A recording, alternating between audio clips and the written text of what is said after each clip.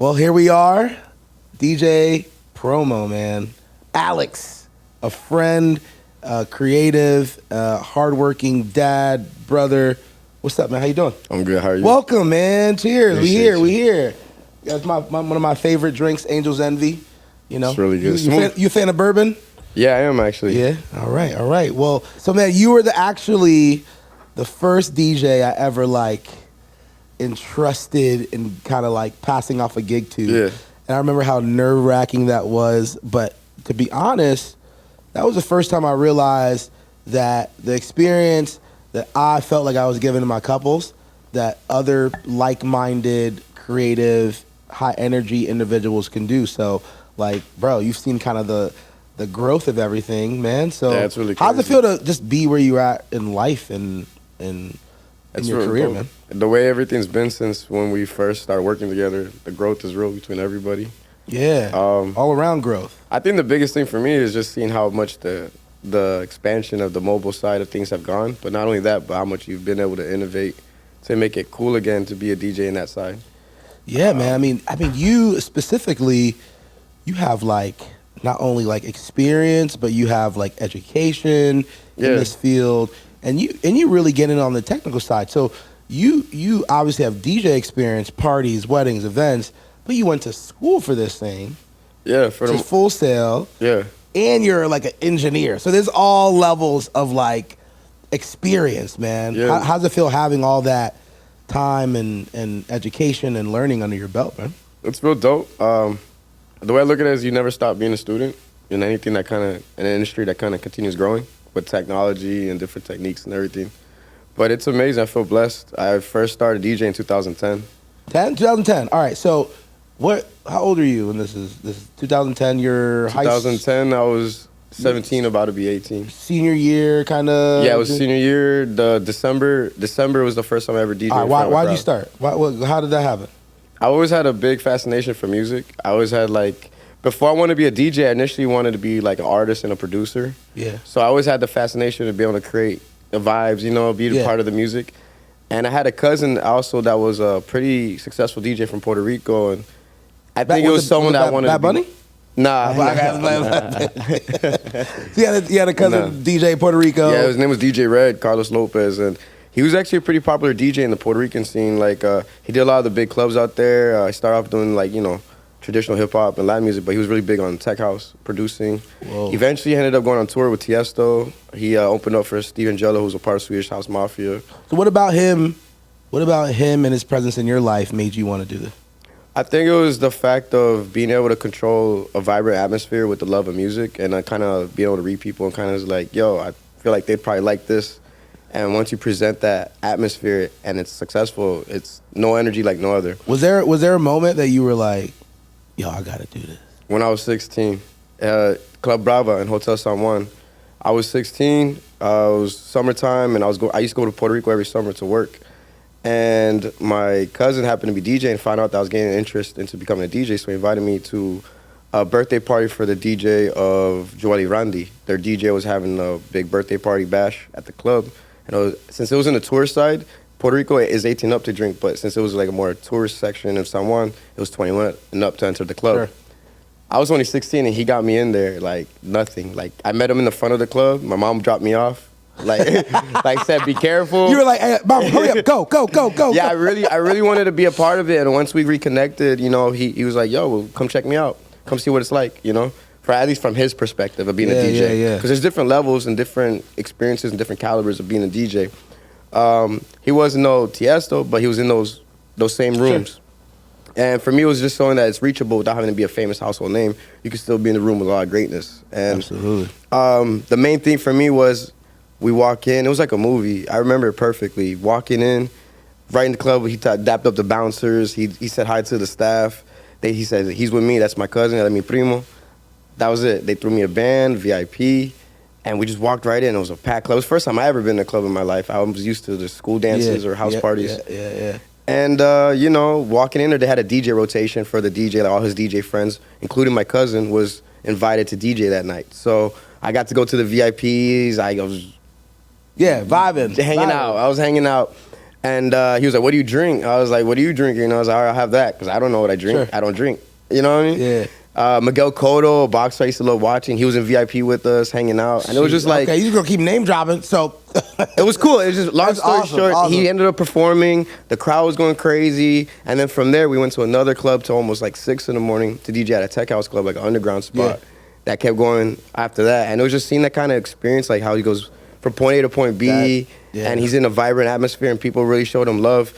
I was like, all of this from music, you know what I mean, without having to be the sole creator. Said it. You said the experience. That sounds like a very, very high energy, sort of like vibrant, injected with all kinds of levels and layers of love and energy. And I could see how that would probably bring you right to this spot of doing this for a living, bro. Yeah, I love it. I mean, so thinking about your beginnings of all this, was there like musically, what was like inspiring to you early on? Like whether it was different genres of music, like what were some of the big ones that you can remember, like some of your favorite artists, your first favorite artists, albums, all that? So it was real cool. Growing up, I feel blessed. I was in a very diverse atmospheres throughout my childhood. My parents are both from Puerto Rico, so they're very old school with the salsa. And they're very into like family parties, so I'd always be going, as a kid, falling asleep on my parents' lap type stuff with loud music playing and parties, a lot of family-oriented things. Seeing that, you know, they even play instruments live and everything, so... Yeah, Puerto Ricans will pull out the instruments on you. Yeah, definitely. And they say, hey, you hit the cowbell every 3 seconds. My dad used to love playing the percussion. Yeah.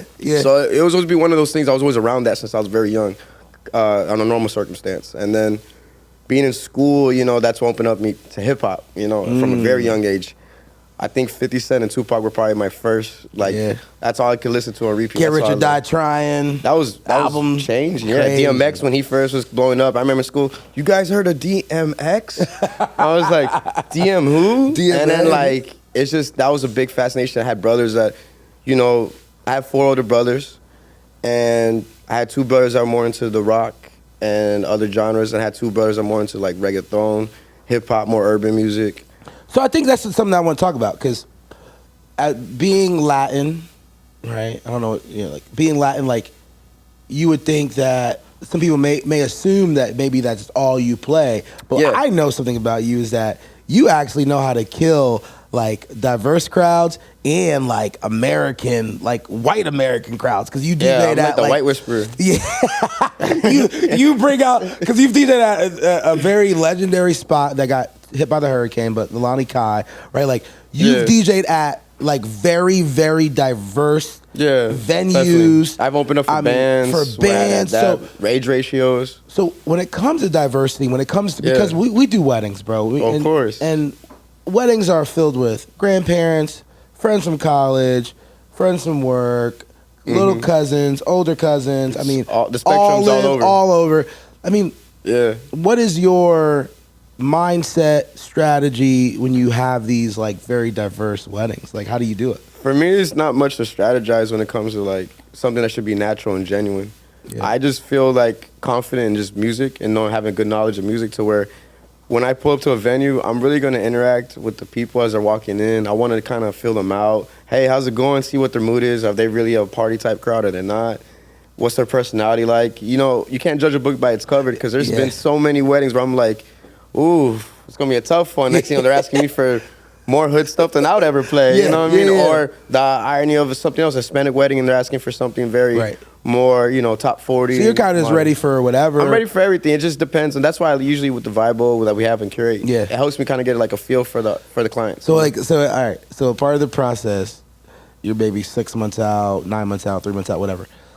When do you know like this couple that you have is like a party crowd? Like, is there any signals or signs that you're like, oh, they're about to be lit? For the most part, I don't know what to expect until I actually speak to them, and that's something I love doing. I think it's very essential for me to speak to the couple. Yeah. Even if they have a planner, it's going to handle everything. I don't care if I handle everything with the planner. Why? Why do you like to talk to the couple specifically? Me personally, is because if I'm a DJ your wedding, it's like I'm DJing it for you, not for the planner, not for for everybody, obviously. But the main thing is, your energy. And at the end of the day, ultimately, it's your big day. It's your day that you only get one shot at everything being done the right way once. And that it sounds like you really value that connection part. Yeah, I love my couples. Because it really, I agree, because it really does make you DJ different when you feel connect. You know their story, you know where they come from. Yeah, I want to know all that stuff. Yeah, you want to know all that stuff. I do want to know, because even though you are paying me for a certain service, there's a certain thing that you're paying me for that comes beyond that service. And it's really just the trust that I'll be able to make sure everything you envision can come to life, if not better. Things that you maybe thought should be a certain way, maybe I can give you a idea that elevate your idea. Yeah. Stuff like that is what I find very important, because a lot of times people just want to get the check and leave. But to me, it's something that you leave with them forever. You know. Now you have the privilege of being able to do a couple different type of events every week. You do some big club stuff, private events. Like why weddings? Why do you feel like you like weddings specifically? I think one of the most amazing things is the energy coming into a wedding. When you're walking to a wedding, everyone's already automatically have the energy of, wow, this is a huge day. Everyone's excited to see that couple kiss. It's a sign of love, taking it to a whole nother level, to where it's a huge respect factor. You know, not everyone actually takes it to that next level of love to get married. And although it's a big budget, it's beyond that. It's the significance of what it means to somebody. Yeah. And I think everyone's already walking into that wedding like excited for it. So it's for me to kind of fulfill that roller coaster ride of making sure everything ends the way you want it to end. Come on, man. I love that. The roller coaster, the journey, right? I always tell people, we got to be a part. It's going to be like this, it's going to be like this. So my question to you is, man, why? Why do all this? You have a beautiful freaking kid. Yeah, amazing, cute as heck. How old is he now? He's 5. He just turned 5 last month. I mean, so my question to you is, and it could be kind of obvious, but like, what's your why? Why do you sacrifice your time, you know, a couple weekends a year, right? Like to be away from your fam, to be with these couples. Like, what is your main motivation for doing what you do? I feel like, honestly, no pun intended, it's like being a curator, really, for people. The energy you get back, honestly, the energy you get back when you really are able to successfully execute a wedding, how someone talked to you, you know, the process of following up with them, making sure everything, the final outcome of them just feeling relieved and just give you a big hug and say thank you. It's really a big different feeling from when you're at the club and the lights come on, they just walk out and you're forgotten until the next day. It's cool. Clubs it's a vibe, but it's that memory forever that there's 10 different club nights, but there's that one wedding they had. Do you feel like you take the energy that you give in the club and bring it to like a wedding vibe? Oh, for sure. Like you, once like, the dance floor opens up, it's different. Like then it turns. You know, it's typical. You know, throughout the process, you have ceremony with the prelude music. You have cocktail hour. Everyone's kind of vibrantly catching up, breaking the ice. The whole period of that, the DJ's not doing much at that point, especially in dinner. But there's times I'll still mix during dinner, not going crazy out of offbeat, but like, you know, little mixes for the vibes. But once that dance floor opens up, it's a different story, you know. Yeah. Everything changes. At that point, now it's like, all right, the guy that was quiet in the background, now he's talking on the mic, hyping you up. Well, I feel like couples want, like every couple I feel like that comes to Curate wants the club feel. They want that club feeling when they go out on a Saturday night in their hometown. They want to take that club feeling and inject it into this luxury space, this classy, tasteful space. They don't want to piss off their grandma. They don't want to piss off their uncle that came all the way. Of course. But at the end of the night, they want to rage. Yeah. And I feel like you're really good at doing that. I feel like that's really what we're love that. I love being able to break the ice to where it's... I always tell every couple this at the beginning of their wedding. At one point of the night, not one of your guests can say they didn't at least dance or bob their head to something. Yeah. Everyone's going to get touched at some point by the music that's played tonight. That's it. And for the most part, I've been pretty good at it, especially with requests, too. Like, I managed to make requests work if they allow that for their wedding. And that's something I take pride in, that making everyone happy without taking away from the vision and the feel of the bride and groom. That's important, man. We got to, because the biggest thing is like listening. Yeah. Listening to what they want, not just like cookie cuttering this thing like we just stamped it and go. Yeah. Like, no, it's like, hold on. What do you like? Who are you? What's your vibe? Yeah, definitely. What's your like? I like do not playlist. I like when I love knowing what you like. Don't you don't want that? Me either. I play that every weekend. I don't want to play that. Let me know for sure. Let me know. Communication goes a long way. Transparency, you know. Yeah, absolutely. Being super open. So, so one of the last things I want to ask you though, a part of this process is like, And when you think about the experiences that you've had in this, pretty much you've been there the whole journey of Curate. Yeah. Is there any like memorable weddings that you can like what was the vibe? Did the couple tell you anything? Like what was like one of your favorite weddings you've done, man? What was the vibe? Not for nothing. Not just because it was like literally. I'm not for nothing. This past Sunday's wedding. I can tell that one was crazy. That might be one of the ones for the books for like at least the last couple of years. Because literally the energy from ceremony to cocktail hour, everyone was in an upbeat, vibrant mood. But even then, everything moved so smoothly. The way I was able to conduct it for them, how they wanted it, I had the right music and music that they didn't have. I filled in correctly for them. I read the crowd correctly. I mean, I saw a video today of the bride rapping "Moment for Life," the whole Nicki Minaj it was crazy. verse. Yes. Looking at the camera, what I mean, I just felt the What? vibe. When she was throughout the night, not once. I checked on them a couple times. Like, yo, is there anything you guys want me to change or probably try to do for you? No, everything's perfect. And at the end of the night, I asked the groom after he was like our final goodbye, after everyone had left, he was already changed and everything. And I said, what was your most favorite moment of the night for you? And he literally looked at me and I said, honestly, the music. come on. And when he said that, I was like, this is why I do it. That was a reminder of why. And that's my most recent wedding. I feel like the last 3 weddings, I've literally told the assistant, I think this is my best wedding up to date. It seems like every wedding I do keeps topping the last one for both of us. Not just me, but the bride and groom, or vice versa. You can't beat that, bro. So with that energy, you know, that fuels me, you know. I want to adapt everyone's wedding to them and add something in there that they wouldn't have expected from me. That's only for me. And it sounds like you were like the perfect person for that. Oh, it was awesome. And I make sure to talk to the coordinator and everything. They had even with the noise ordinance that they have there, we made it work. Yeah. You know, I made sure I checked everything. It's really easy for me to, you know, talk to people. I make sure to talk to everybody. It's hard though, because you're pointing out something very important. Is like you have to work with the planner, the couple, the venue, the photographer, the florist, the cake, every person. Yes. How do you bring that team vibe to the wedding? I once shadowed a really awesome wedding DJ, and he once told me, communicate with everybody, including the vendors. Who told you that? I appreciate that, man. Oh, cheers. No, man. I appreciate promo. Love you, man. That's ever amazing. since then, the first thing I do when I get to the venue, including me telling the assistant that so they have that knowledge as well. I let all my assistants know, like, hey, throughout the night, you know, pretty much the game plan is I have a timeline, but things change. People have to use the bathroom. A relative is still catching up with somebody. They got to change shoes. So before a photographer, a videographer, always just make sure, you know, before you move on to the next phase that they're ready for it, because that goes a long way in the reflection of your work, because they missed a shot, that's on them, and then, you know, we're all working together in this. I feel like we're all a unison. It's like literally a team. So I want to make sure everyone's ready for that moment before I hit the soundtrack, because although the DJ is controlling everything, there's people that have to move accordingly with us. And man, I love it, I'm big bro. on that. All right, well, last question before we get out of here. Yeah. I need your top 5 greatest artists of all time, any genre, dead or alive. Who's your top 5 artists of all time, my man? All right, so we got Bad Baby, Lil Baby, Wait. Lil B. What? What happened? All right, no, keep. What? Bone Crusher. Hold up. Are you being serious? Nah, okay. That's different.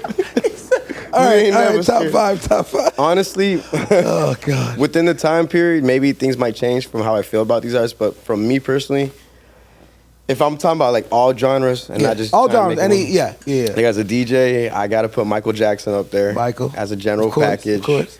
Bad Bunny. I'm not gonna lie, I gotta put Drake there. I'm a big hip hop head, but Drake's like undeniable. It's okay.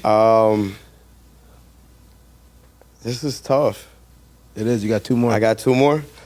I definitely. It's okay. They're gonna kill you no matter what you say. So I like 50 Cent. 50. What? It's okay. And then, see, I'm over here thinking with the hip hop mentality of the old school, so I don't really know the OGs out, but I mean, music. We're talking about music. In general, The Weeknd probably. The Weeknd. Boy, that's good. That's off of The statistics. Weeknd is a modern by day preference. legendary artist. He's that. he's literally just blowing. I think he just did a new record recently or something. Guinness World Record for most streams or something of all time. I mean, Blinding Lights broke the record for the longest time on the chart. No, he's real dope. Yeah, I wouldn't like say that I have a long strong knowledge of the Weeknd, but I know plenty of Weeknd music. I saw the Weeknd live in Miami. Was it good? It was amazing. It was one of the best live shows I've ever seen. You seen Bad Bunny live? My friend, I sent my wife to go see him. Was she like it? Benito. She was trying to meet him and marry him too. So. Oh shit. but promo man, I love how far we've come. Yeah, for sure. And I love your heart. I love your authenticity, and I love your humor. I literally cannot see you without laughing ever because you know how to lighten up a room. Appreciate that, bro. You really do bring that to our couples, man. I really appreciate you, man. No, of course. Thanks for sitting down with me, man. Yeah, Cheers, definitely. brother. Love you. Book me. Thank y'all for watching Curated Conversations. Until next time.